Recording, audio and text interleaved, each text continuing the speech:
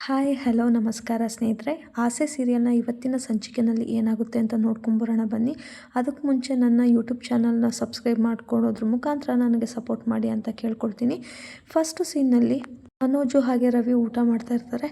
ಊಟ ಮಾಡ್ತಾ ಆವಾಗ ಮನೋಜ್ ಹೇಳ್ತಾನೆ, ಮೀನಮ್ಮ ನಿನ್ನ ಜಾತಕ ಹೇಗಾದರೂ ಇರಲಿ, ನಿನ್ನ ಕೈ ರುಚಿ ಮಾತ್ರ ಬೊಂಬಾಟ್ ಕಣಮ್ಮ, ಊಟ ಭಲೇ ಅಂತನೂ ಎಳಿತಾ ಇರ್ತಾನೆ. ರಾಗನ ಅಷ್ಟೊತ್ತಿಗೆ ಶಾಂತಿ ನೋಡ್ಬಿಟ್ಟು ತುಂಬ ಕೆಟ್ಟದಾಗಿದೆ ಕಣಮ್ಮ ಅಂದಾಗ ಸೂರ್ಯ, ನಿಮ್ಮಮ್ಮ ನೋಡಿದ ಒಂದೇ ಒಂದು ಲುಕ್ಕಿಗೆ ಪದ್ರಗುಟ್ಟು ಹೋಗ್ಬಿಟ್ಟೆಲ್ಲೋ, ಒಟ್ಟಿನಲ್ಲಿ ಮೀನುನ ಹೊಗಳೋದು ಯಾರಿಗೂ ಇಷ್ಟ ಇಲ್ಲ ಅಂತ ಗೊತ್ತಾಯ್ತು ಅಂದಾಗ ರವಿ, ಚೆನ್ನಾಗಿರೋದನ್ನ ಚೆನ್ನಾಗಿದೆ ಅಂತ ಹೇಳೋಕ್ಕಾಗಲ್ಲ ಅಲ್ವಾ ನಿನ್ನ ಕೈಲಿ, ವ್ಯಂಗ್ಯ ಅಂತ ಹೇಳ್ತಾನೆ.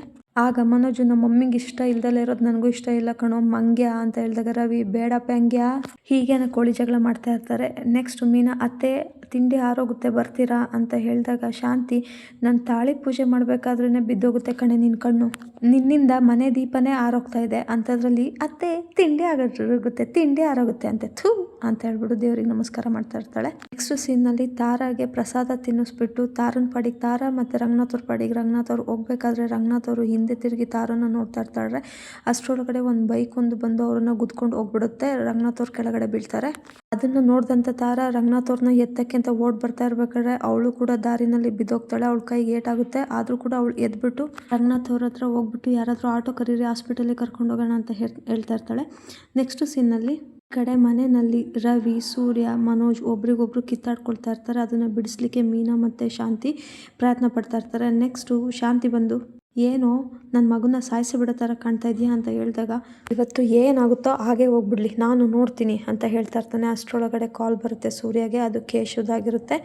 ಆಗ ಸೂರ್ಯ, ಕೇಶವ್ ಅಂಕಲ್ಲು ಕಾಲ್ ಮಾಡ್ತಾ ಇದ್ದಾರೆ, ಎಲ್ಲ ಬಾಯಿ ಮುಚ್ಕೊಂಡು ಸುಮ್ಮನೆ ಇರಬೇಕು ಅಂತ ಹೇಳಿ ಕಾಲ್ನ ಪಿಕ್ ಮಾಡ್ತಾನೆ. ಹಲೋ ಅಂಕಲ್ ಹೇಳಿ ಅಂತ ಹೇಳಿದ ತಕ್ಷಣ ಆ ಕಡೆಯಿಂದ ಕೇಶವು ರಂಗನಾಥ್ ಅವ್ರಿಗೆ ಆಕ್ಸಿಡೆಂಟ್ ಆಗಿರೋ ವಿಚಾರನ ಹೇಳ್ತಾನೆ. ಆಗ ಸೂರ್ಯ, ಅಂಕಲ್ ಯಾವ ಹಾಸ್ಪಿಟಲು ಅಂತ ಹೇಳ್ಕೊಂಡು ಡೀಟೇಲ್ಸ್ನ ತಿಳ್ಕೊಂಡು ಕಾಲ್ನ ಕಟ್ ಮಾಡ್ತಾನೆ. ನೆಕ್ಸ್ಟು ಶಾಂತಿ, ಏನು ಆಸ್ಪತ್ರೆ ಅಂತ ಕೇಳಿದಾಗ ಅಪ್ಪಂಗೆ ಆಕ್ಸಿಡೆಂಟ್ ಆಗಿದೆ ಅಂತೆ. ಆಗ ಶಾಂತಿಗೆ ಗಾಬರಿಯಾಗಿ, ಏನೋ ಅಂದೆ ಅಂತ ಹೇಳಿದಾಗ ರವಿ, ಆಕ್ಸಿಡೆಂಟಾ ಅನ್ನೋ ಅಷ್ಟರಲ್ಲೇ ಮೀನಾ ಮತ್ತು ಶಾಂತಿ ಇಬ್ಬರು ಏನಾಗಿದೆಯಂತೆ ಅಂದ್ಬಿಟ್ಟು ಸೂರ್ಯನ್ ಕೇಳ್ತಾರೆ. ಆಗ ಶಾಂತಿ, ನಿನ್ನ ಜಾತಕದಿಂದಲೇ ಕಣೆ ಇದೆಲ್ಲ ಆಗಿದ್ದು ಅಂತ ಹೇಳಬೇಕಾದ್ರೆ ಮನೋಜ, ಮೀನಮ್ಮ ಇನ್ನು ಎಷ್ಟು ಅಂತ ನಮಗೆ ತೊಂದರೆ ಕೊಡಬೇಕು ಅಂತ ಅಂದ್ಕೊಂಡಿದ್ಯಾ ಅಂತ ಹೇಳಬೇಕಾದ್ರೆ ಸೂರ್ಯ, ಬೇಡ ಮನೋಜ, ನಾನು ಇವತ್ತು ಅಂತ ಹೇಳ್ಬಿಟ್ಟು ಹೊಡಿಲಿಕ್ಕೆ ಹೋಗ್ತಾನೆ. ಅದನ್ನು ರವಿ ತಪ್ಪಿಸ್ತಾನೆ. ಹಾಗೆ ಅವನ್ನ ಆಮೇಲೆ ನೋಡ್ಕೊಂಡ್ರಾಯ್ತು ಕಣೋ, ಇವಾಗ ಫಸ್ಟ್ ಹಾಸ್ಪಿಟಲ್ಗೆ ಹೋಗೋಣ ಬಾ ಅಂತ ಹೇಳಿ ಕರೆದಾಗ ಮನೋಜ, ಮಮ್ಮಿ ನೀವು ಹೋಗಿರ್ರಿ, ನಾನು ಇವತ್ತು ಡೀಲರ್ನ ಮೀಟ್ ಮಾಡಲೇಬೇಕು, ನೀವು ಅಲ್ಲಿಗೆ ಹೋಗ್ಬಿಟ್ಟು ಅಪ್ಪ ಬದುಕಿದ್ರೆ ಅಂತ ಹೇಳಬೇಕಾದ್ರೆ ಸೂರ್ಯ ಅವನಿಗೆ, ನಿನ್ನಳೆ ಅಂತ ಹೇಳ್ಬಿಟ್ಟು ಚೆನ್ನಾಗಿ ಹೊಡೆದಾಕ್ತಾನೆ. ಅಲ್ಲಿ ನೋಡಿದ್ರೆ ಆಕ್ಸಿಡೆಂಟ್ ಆಗಿದೆ, ಇವ್ನು ನೋಡಿದ್ರೆ ಅಪ್ಪ ಬದುಕಿದ್ರೆ ಫೋನ್ ಮಾಡು ಅಂತ ಹೇಳ್ತಾ ಇದ್ದಾನೆ. ಬಾರೆ ಮೀನ ಹೋಗೋಣ ಅಂತ ಹೇಳಿ ಎಲ್ಲರೂ ಕೂಡ ಹಾಸ್ಪಿಟಲಿಗೆ ಬರ್ತಾರೆ. ಅಲ್ಲಿ ಕೇಶವ್ ಅವ್ರನ್ನ ನೋಡ್ಬಿಟ್ಟು ಸೂರ್ಯ, ಅಂಕಲ್ ಅಪ್ಪ ಅಂತ ಹೇಳಿದಾಗ ಕೇಶವ್ ಅವರು, ಒಳಗಡೆ ಟ್ರೀಟ್ಮೆಂಟ್ ನಡೀತಿದ್ಯಪ್ಪ ಅಂತ ಹೇಳಬೇಕಾದ್ರೇ ಶಾಂತಿ, ಪ್ರಾಣಕ್ಕೇನು ಅಪಾಯ ಇಲ್ಲ ತಾನೆ ಅಂತ ಹೇಳಿದಾಗ ಕೇಶವ್ ಅವರು, ಅದನ್ನು ಡಾಕ್ಟ್ರ್ ಹೇಳಬೇಕು ಕಣಮ್ಮ ಅಂತ ಹೇಳಿದಾಗ ಶಾಂತಿಗೆ ಸಿಟ್ಟು ಬರುತ್ತೆ ಮೀನಾ ಮೇಲೆ. ಮೀನನ ಹತ್ರ ಹೋಗ್ಬಿಟ್ಟು, ಮೀನಾ ಕೈ ಹಿಡ್ಕೊಂಡು, ಹೋಗ್ಬಿಡ ಇಲ್ಲಿಂದ, ಹೋಗ್ಬಿಡು ಅಂತ ಹೇಳಬೇಕಾದ್ರೆ ರವಿ, ಯಾಕಮ್ಮ ಅದಕ್ಕೆ ಯಾಕೆ ಹೋಗ್ಬೇಕು ಅಂದಾಗ ಶಾಂತಿ, ಇವಳಿಂದನೇ ಕಣೋ, ಇವಳಿಂದನೇ ಎಲ್ಲ ಆಗ್ತಾ ಇರೋದು, ಇವಳು ನಮ್ಮ ಮನೆಯಲ್ಲೇ ಇದ್ದರೆ ನನ್ನ ತಾಳಿ ಕಳ್ಚೋಗ್ಬಿಡುತ್ತೆ ಕಣೋ ಅಂತ ಹೇಳಿದಾಗ ಸೂರ್ಯ, ಸುಮ್ಮನೆ ಇರು ಸಕ್ರೆ, ನೀನು ಮೊದಲೇ ಟೆನ್ಷನಲ್ಲಿದ್ದೀನಿ, ನಾನು ಇನ್ನೂ ಜಾಸ್ತಿ ಮಾಡಬೇಡ ಅಂತ ಹೇಳಿದಾಗ ಶಾಂತಿ, ಯಾಕೋ ನೀನೊಬ್ಬನೇನ ಟೆನ್ಷನ್ ಆಗಿರೋದು, ನನಗೇನು ಟೆನ್ಷನ್ ಇಲ್ವಾ, 27 ವರ್ಷದ ಕೂಸೆ, ನಾನು 37 ವರ್ಷ ಸಂಸಾರ ಮಾಡಿದ್ದೀನಿ ಅವ್ರ ಜೊತೆ, ಅವ್ರಿಗೆ 3 ಜನ ಮಕ್ಕಳು, ಬಟ್ ಹೆಂಡ್ತಿ ಇರೋದು ಒಬ್ಬಳೇ. ನಿಮಗೆಲ್ಲ ಅವ್ರ ಬಗ್ಗೆ ಪ್ರೀತಿ ಇಲ್ದಲೇ ಇರ್ಬೋದು, ಆದರೆ ನನಗೆ ಮಮಕಾರ ಅನ್ನೋದಿದೆ, ಪ್ರೀತಿ ಅನ್ನೋದಿದೆ, ಅಧಿಕಾರ ಅನ್ನೋದಿದೆ.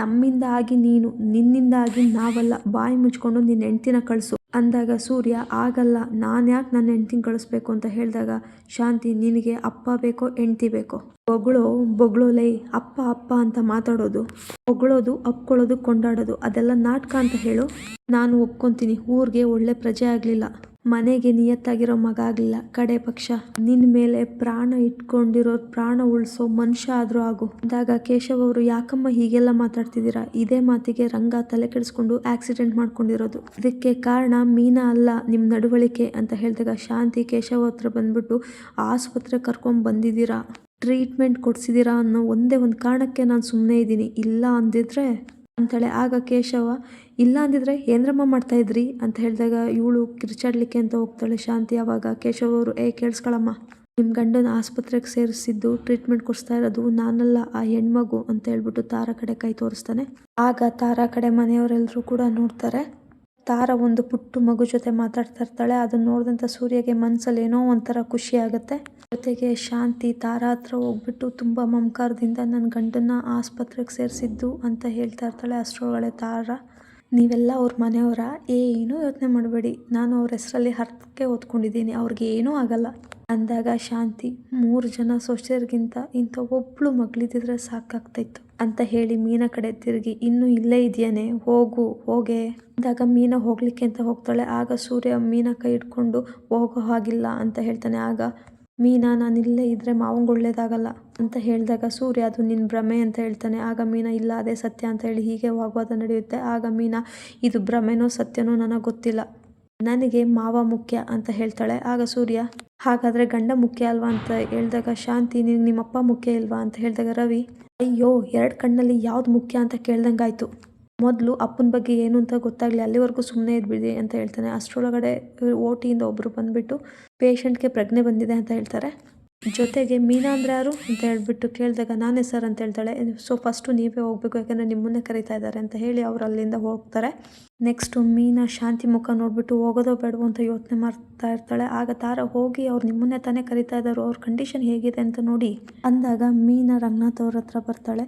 ಮಾವ ಅಂತ ಹೇಳ್ತಾಳೆ. ಆಗ ರಂಗನಾಥ್ ಅವರು, ಯಾಕಮ್ಮ ಆಳ್ತಾ ಇದೆಯಾ ಅಂತ ಕೇಳಿದಾಗ ಮಾವ, ಅದು ಮಗ ಇದ್ದಾರೆ, ಹೆಂಡ್ತಿ ಇದ್ದಾರೆ, ಆದರೂ ನನ್ನನ್ನು ಅಂತ ಹೇಳಿದಾಗ ರಂಗನಾಥ್ ಅವರು, ನನಗೆ ಹೀಗಾಗಿರೋದಕ್ಕೆ ಶಾಂತಿಯಲ್ಲಿ ನಿನ್ನನ್ನು ದೂರ ಕಳಿಸ್ಬಿಡ್ತಾಳೋ ಅಂತ ಆತಂಕ ಆಯಿತು, ಅದಕ್ಕೆ ನಿನ್ನನ್ನು ಮೊದಲು ನೋಡಬೇಕು ಅಂತ ಅಂದಿದ್ದು, ಅಲ್ಲಿ ಎಲ್ಲರೂ ನಿಮ್ಮನ್ನು ನೋಡಲಿಕ್ಕೆ ಕಾಯ್ತಿದ್ದಾರೆ ಮಾವ ಅಂತ ಹೇಳಿದಾಗ ರಂಗನಾಥ್ ಅವರು, ನಿನ್ನನ್ನು ನೋಡಿದ್ನಲ್ಲ ಈಗ ಸಮಾಧಾನ ಆಯಿತು, ಕರಿಯಮ್ಮ ಅವ್ರನ್ನ ಅಂತ ಹೇಳಿದಾಗ ಎಲ್ಲರೂ ಕೂಡ ಒಳಗಡೆ ಬರ್ತಾರೆ. ನೆಕ್ಸ್ಟು ಎಲ್ಲ ಬಂದ ತಕ್ಷಣ ಡಾಕ್ಟರ್ ಹೇಳ್ತಾರೆ, ಇವ್ರನ್ನ ಡಿಸ್ಚಾರ್ಜ್ ಮಾಡ್ಬೋದು, ಟ್ಯಾಬ್ಲೆಟ್ಸ್ ಎಲ್ಲ ಬರ್ಕೊಡ್ತೀನಿ, ಮನೆಗೆ ತಗೊಂಡೋಗಿ ಇವ್ರನ್ನು ಕೂಡ ಕರ್ಕೊಂಡೋಗಿ ಹುಷಾರಾಗಿ ನೋಡ್ಕೊಳ್ಳಿ ಅಂತ ಹೇಳ್ತಾರೆ. ರವಿ, ಆಯಿತು ಸರ್, ನಾವು ನೋಡ್ಕೊಳ್ತೀನಿ ಅಂತ ಹೇಳ್ತಾನೆ. ಅಲ್ಲಿಂದ ಮನೆಗೆ ಬರ್ತಾರೆ. ಇವತ್ತಿಗೆ ಇಲ್ಲೇ ಸಂಚಿಕೆ ಮುಕ್ತಾಯ ಆಗುತ್ತೆ. ಈ ಒಂದು ವಿಡಿಯೋ ಇಷ್ಟ ಆಗಿದರೆ ಲೈಕ್ ಮಾಡಿ, ಶೇರ್ ಮಾಡಿ, ಹಾಗೆ ಸಬ್ಸ್ಕ್ರೈಬ್ ಮಾಡಿ. Thank you.